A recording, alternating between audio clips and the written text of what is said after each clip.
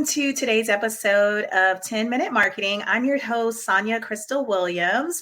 And today our special guest joining us is Matt Chambers of M3 Yoga and Pilates, and which is for all of you that are listening, chances are you're engaged in some type of online community. There's tons of communities that exist out there. You're probably in some groups on Facebook. You might be in little pods that exist on Instagram, maybe with your close friends, and using tools like that, or even beyond some of those tools, Telegram and what's that other one? GroupMe. There's a lot of tools out there that people use to communicate one-on-one with their friends or people they know or people who have similar interests, right? And that exists online.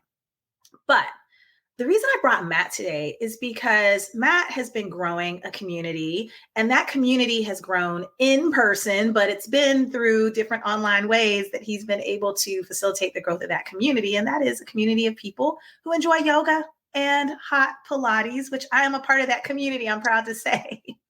So thanks for being here, Matt. Yeah, thanks for having me. And I'm excited to talk about communities in person and digitally. So let's back up a little bit, because you and your partner, Nick, have a yoga studio. And how long have you all had that yoga studio? Yeah, that's a great question. So we've had we had one that started in Athens, Georgia. And so we started that one. It actually started with Nick in April of 2017. Okay. So math is not my thing, marketing is. And so however many years that is. But it started small as like a small private studio. We were doing private classes and lessons. And then in August of 2017, it became public. And so that's where I kind of came in to bring some of like the marketing background and work there. And so really it's been since then, and we've been in Atlanta now for a year. And so, we have both of them. It's great. Yeah. So 2 studio locations, one in Athens, one in Atlanta. So you have a marketing background. Tell us a little bit more about that marketing background and how you were able to bridge that into using it to really launch the studio. Yeah, for sure. Yeah. So I went to school for journalism and advertising, went through journalism, got burnt out, was done. And so I switched over to marketing, specifically at the University of Georgia in their marketing department. So marketing the school and its kind of brand. And I was a marketing project manager there. So just touching every aspect of marketing, like getting the creative to talk to the writers, to talk to the photographers, to talk to, strategists and everything. And so like just really helping set everything in motion. And a lot of those same tools seamlessly carried over into, M3's inception and marketing creation. And I also feel very lucky that like I had free consultants that were my friends that I worked with that were like, hey, here's what you can do. Yeah. I was like, what should I, this was back, I was like back when Instagram was new. I was like, should we be on Instagram? Asking the social media person. And they're like, of course. And I was like, oh, okay, cool. And so it was. So it pays everyone to have friends in marketing in high places. Right. Yes. Right. Step 1, work in a marketing business. Step 2, open a business. Free advice. It was great. But yeah, that background and those support systems really helped M3, especially in the early days. I think this was before a lot of yoga studios or any really fitness places had caught on to doing much marketing, unless you were like Planet Fitness, somewhere big. And so it was especially digital marketing. It was like ads were so cheap. It was great. It was, you were really exposed when you jump on it. It was great. Wow. So, okay. So that's actually a good question. Ads. Do you all still run ads today, or do you think the community grows more word of mouth? Oh, I mean, it grows word of mouth for sure. Yeah, definitely. We would still do ads. We do digital, social, and paid ads for sure. And I would, those bring in a lot of people. There's a lot of people that come to our studio from word of mouth as well. But there are people that their friends haven't been to us yet, particularly in Atlanta where we're pretty new. And so it just takes time. Whereas like in Athens, it's, it's a boulder that's already rolling down that hill. And so word of mouth can be a little bit more effective there for sure. Got you. So launching in Atlanta, I mean, Atlanta's a big market. I mean, Athens pretty big unto its own right. That's a nice sized city here in Georgia, but Atlanta is like a whole nother ballgame because you have so many surrounding suburbs and just a high concentration of studios in the city. Okay. So if we were to say part of that formula, it sounds like ads has been part of the formula that's helped the community grow. Once you get people into the studio, how are you using these other tools like Instagram and YouTube to really just help your community thrive? Or do you still even attract new people off of the things that you put out through those networks? Organically. Yeah, for sure. Yeah.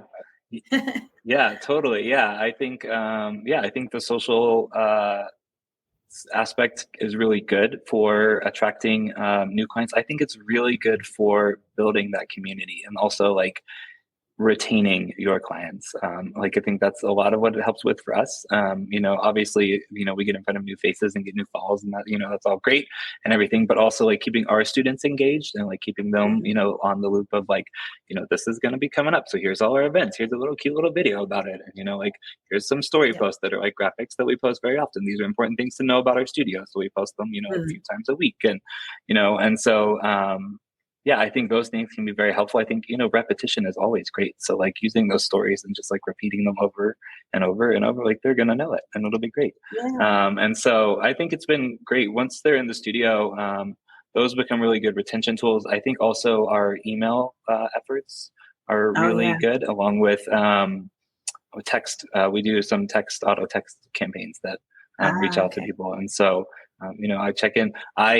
I check in with them, after the first class. There's an auto text that goes out and just, how was your first class? Tell me about it. Yeah.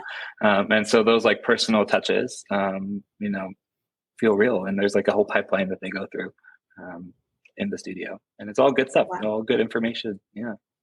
So were you just behind the scenes, like just building out this whole system of like, when this happens, they go here. When this happens, they go there. I mean, let me ask you a question though. For business owners, let's just say people who own a brick and mortar facility, could be in the fitness industry, it could be a hair salon, anything like that. Do you think that system is something that takes a lot of time to build out? And is it expensive?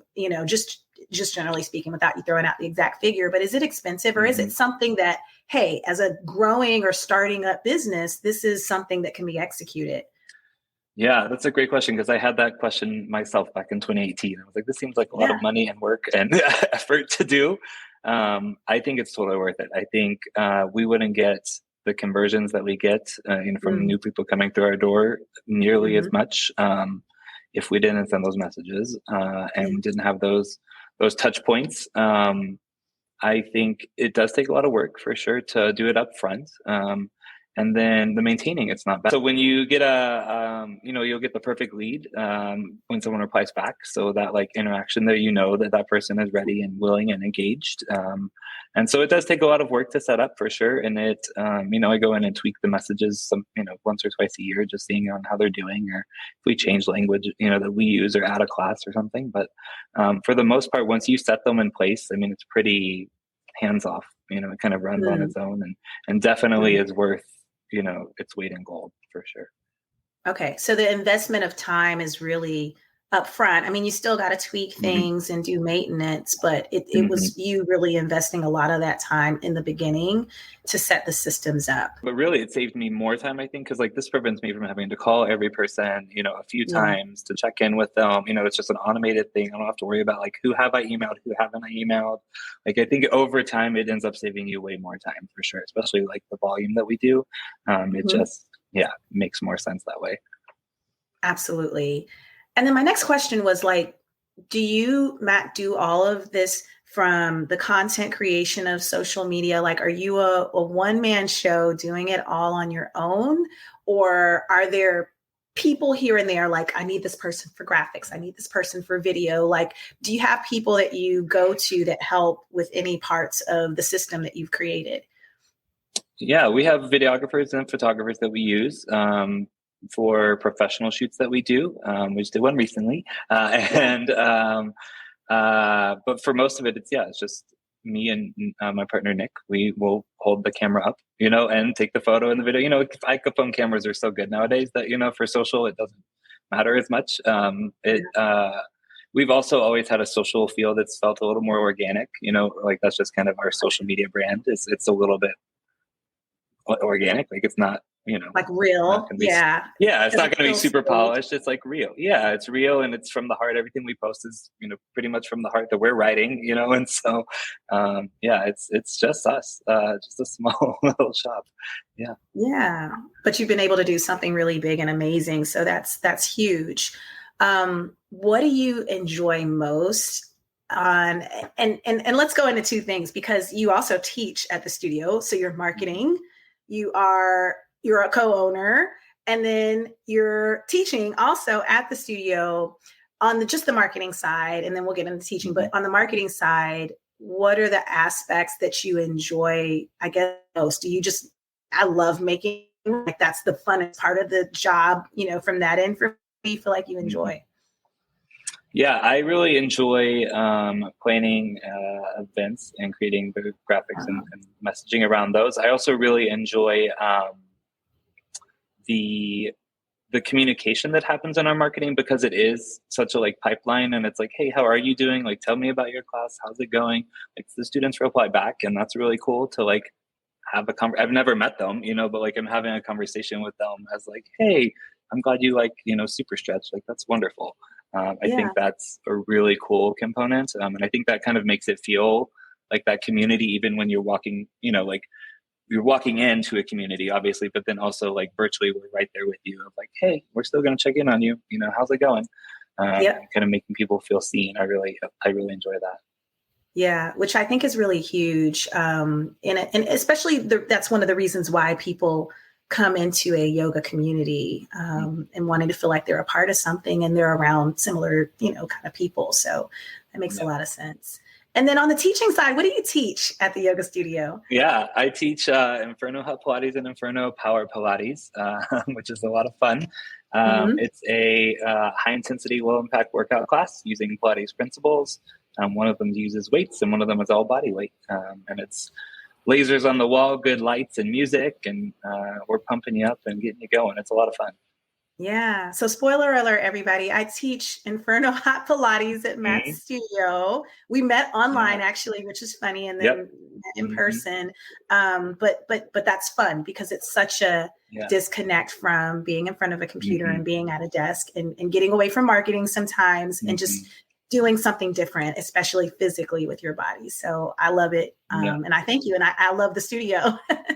Oh, I'm glad. I love having you at the studio, and I love teaching as well. I mean, I think it gives me a reason, it reminds me on those hard days where marketing, I'm going through the slog or whatever, and anything business, but going to the class and seeing the students grow and get stronger. I'm sure you feel the same. It's so inspiring. Why we do it. I love it. Yeah. It's like my why, find your why or whatever. Exactly. Yeah. Very cool. Okay. So a couple of quick questions as we start to wrap up. One is there's a lot of fitness content that exists on Instagram and YouTube.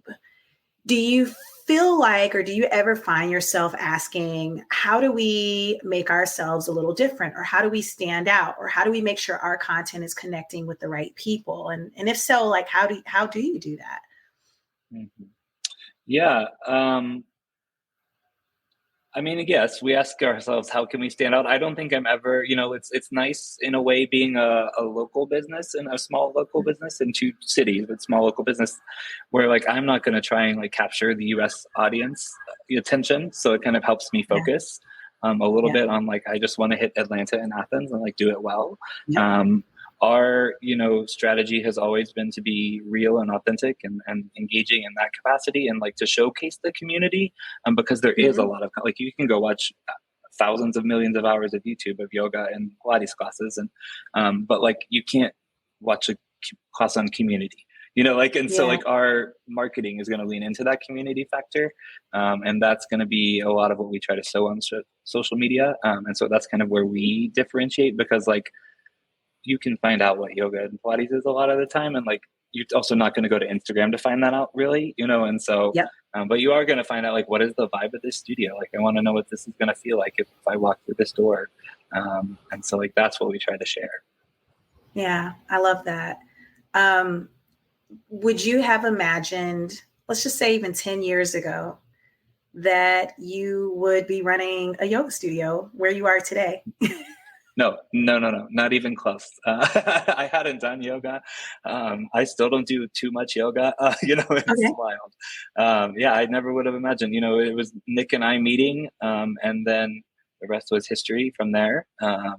I think I might have gone down a business route maybe one day. I don't know. That's kind of been something like my father did that. And so that's kind of a little bit, in my mind, but it was never anything to like certainly open a fitness or yoga studio. Yeah. Okay. I wondered about that. I was like, I wonder that for Yeah, I don't think either of us really planned it. It just kind of happened. Yeah, it just happened. It's just kind of magical. Yeah. And I've just always gone with the flow. I went from journalism to advertising really easily. And, like that's just always gone where the water has taken me in that regard. Yeah. And it took me to a yoga studio. I kept my marketing job for a long time, while the business was growing, and then left. But I was doing both for a while. Yeah. But you've been able to gracefully, or maybe gracefully, we all run businesses, so maybe it's not always graceful, but you make it look graceful in having that transition from one to the next. So that's awesome.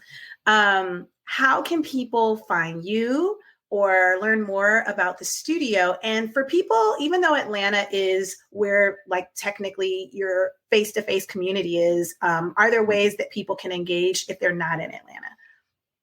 Yeah, for sure. So any of our social media, our website's our m3yoga.com is the website. Social media, Athens is M3 Athens, Atlanta's M3 Atlanta, pretty simple. I'm on Instagram, not really much, but it's Wheat Bread Candy. That's my very catchy title. Wait, so pause, because I have a question about that I've never asked you. What's the story behind Wheat Bread Candy? There's literally no story. So literally I was like, I'm going to change. It used to be Welcomed Matt, like Welcome D Matt. And then I changed it to Wheat Bread Candy randomly one day. I was like, what should I change it to? And when you go to change it, it was like suggested things, and it suggested wheat bread. And then I was like, candy. And so I don't know. There's no rationale. It's a mystery. It's catchy though. It is catchy. That I was like, I like it. I'm going to stick with it. So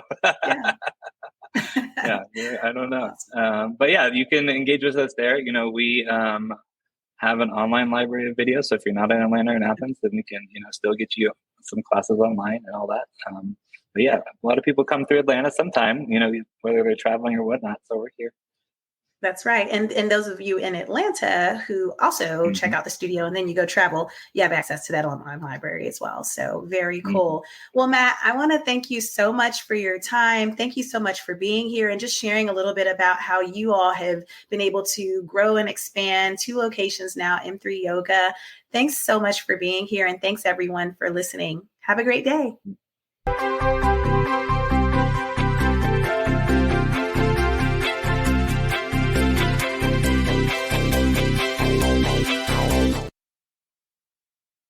Yay. Thank you. Sweet.